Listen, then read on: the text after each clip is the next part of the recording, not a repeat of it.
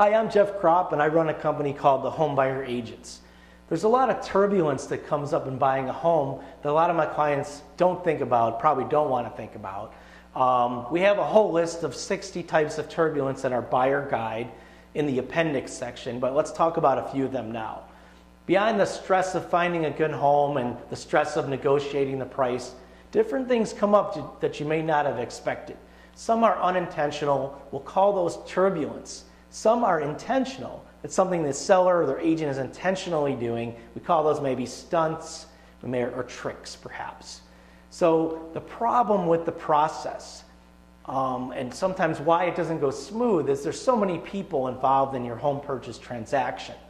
You have you, the buyer, you have your buyer agent, you have the seller agent or list agent that works with the seller, you have attorneys for both sides, you have a title company that insures your deal and handles the closing, the closer. You have a loan officer. The loan officer submits your loan to a loan processor, and that in turn goes to an underwriter at the lender. So there's actually a few more parties beyond that, but those are the key players.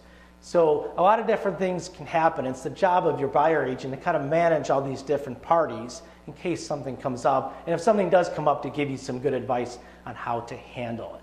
So let's talk about you, the buyer. Sometimes you might provide inaccurate or incomplete information on your loan. It used to fly in the old days, now it doesn't.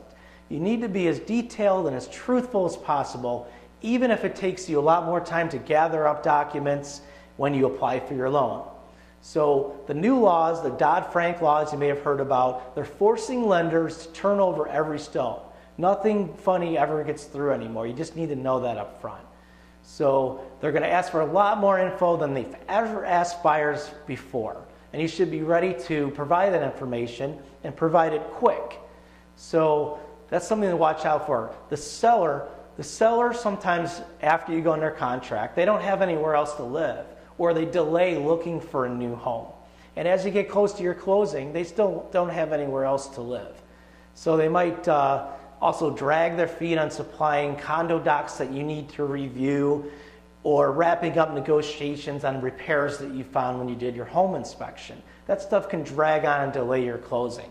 Sometimes the seller might also try to hide defects. They might have flooding in the basement, they try to paint over it. You discover it later and there's this problem. So even at the final walkthrough, you could go in and the seller has left the property in bad condition. Their movers have banged up the walls and damaged things like that.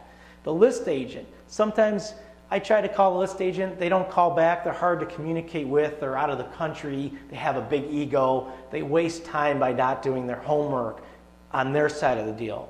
So, and they might even make promises about the seller or the property itself, and then they just can't deliver on it. So that's something with the list agents that comes up. Lenders.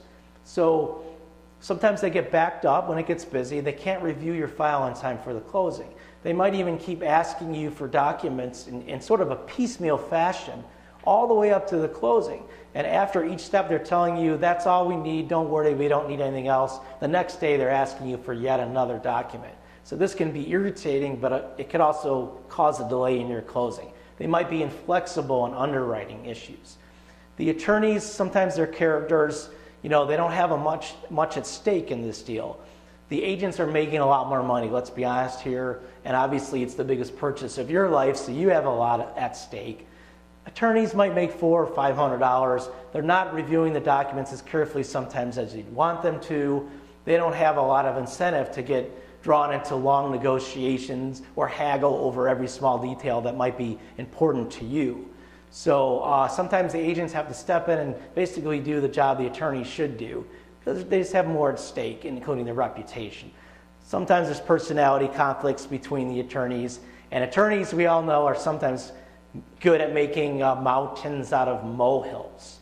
So all these, again, are described in my 60 types of turbulence in our buyer guide. It's free, it's downloadable from the website. I'm Jeff Kropp, we're the Home Buyer Agents. If you're a home buyer or investor looking for more information, or if you simply want to download a free copy of our buyer guide, please visit www.chicagobuyeragents.com.